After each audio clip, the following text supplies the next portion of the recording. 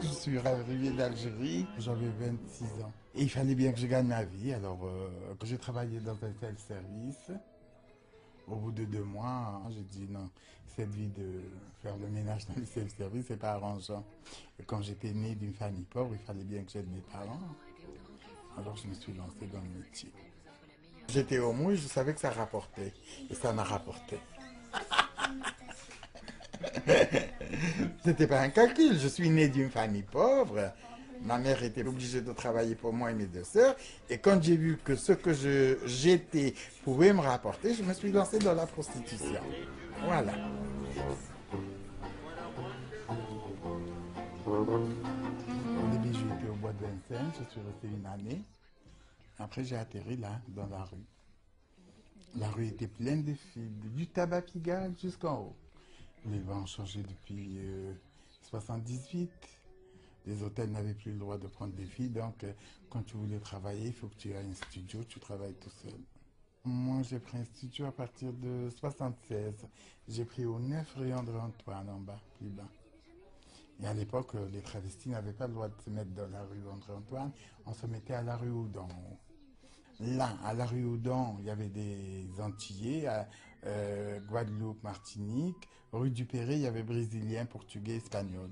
Et moi, je me suis mis avec les Antillais. J'étais le seul arabe. Bon, il y en avait qui défendaient leur bourse, c'est obligé, mais c'était très sympa. Je gagnais ma vie, j'essayais de sortir ma mère de la merde, et c'est tout. Ma mère savait, même elle venait me voir. Au début, ça l'a dérangée parce qu'elle était choquée. Une vieille femme arabe qui n'a jamais vu ça, de voir son fils du jour au lendemain avec des seins, elle ne savait plus où s'en tenir, elle ne savait plus ce qu'elle voyait. Mais à la langue, je lui ai expliqué gentiment. Parce que je n'ai jamais fait d'études ou quoi que ce soit, mais je m'en suis sorti de la merde. Je ne peux pas faire ce que j'ai fait il y a 25 ans, 30 ans.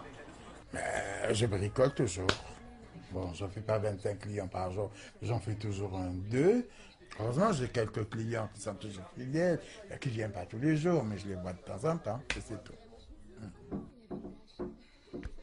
C'est une copine à moi qui travaille au bois. Alors, comme elle habite dans un quartier où on ne peut pas sortir en femme, elle vient là. Mais elle fait ça plutôt pour le plaisir. Je me suis jamais attaché. Parce que si je m'attache à quelqu'un, alors à l'époque que je me prostitue, je gagnais bien ma vie, le mec serait pas amoureux de moi, il serait amoureux de ce que je rapporte. Voilà, donc moi, comme je suis né d'une famille pauvre, il fallait que tout rentre dans la caisse. Bon, je me suis amusé à ma façon, mais pas en prenant un mec à qui je donnerais de l'argent. Voilà. Le plaisir, pas dans la rue. Le plaisir, après la rue. Les gens qui partent, ils ne seront jamais remplacés dans le quartier. De toute façon, tous les travestis qui sont dans le quartier, il n'y en a aucun d'eux qui a moins de 60 ans.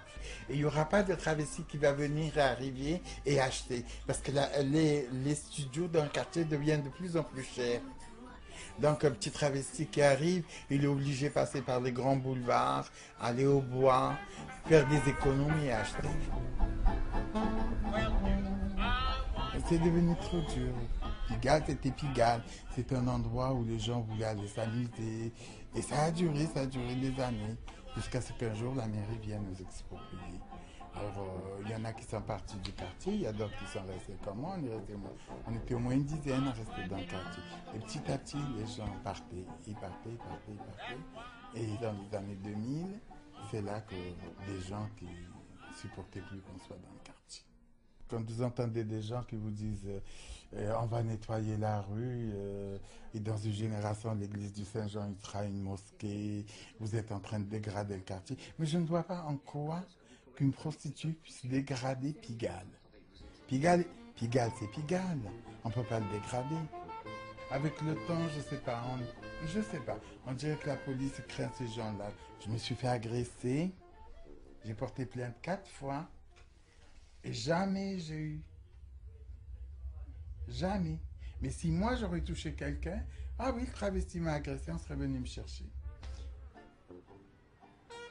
Avec l'argent du studio, je peux m'acheter 3 ou 4 appartements, des petits appartements en Algérie. Je vais les louer, comme ça j'aurai une petite retraite, voilà. Dans mon petit village, tout le monde me connaît, ils vont pas s'attaquer à moi. Mais j'ai toujours été en Algérie. J'ai été 3, 4 fois par an, avec des gros seins comme ça. Les gens, ils regardent pas, et c'est pas des sauvages. J'ai une très belle villa, 380 mètres carrés. C'est des économies que j'ai fait pour construire une maison. Et moi, j'ai ma fille avec moi. Elle a 34 ans, là. Elle vivait avec ma mère jusqu'à ce que ma mère soit morte. Chez nous, pour la maman, il fallait bien que tu te maries. Je me suis mariée, au bout de 6 mois, ma femme a compris. Et comme elle était enceinte, elle me dit, si j'ai un bébé, je le laisse pour... Un garçon ou une fille, je le laisse pour ta mère. Et on reste des bons copains. Et on est restés des bons copains. On habite la même maison.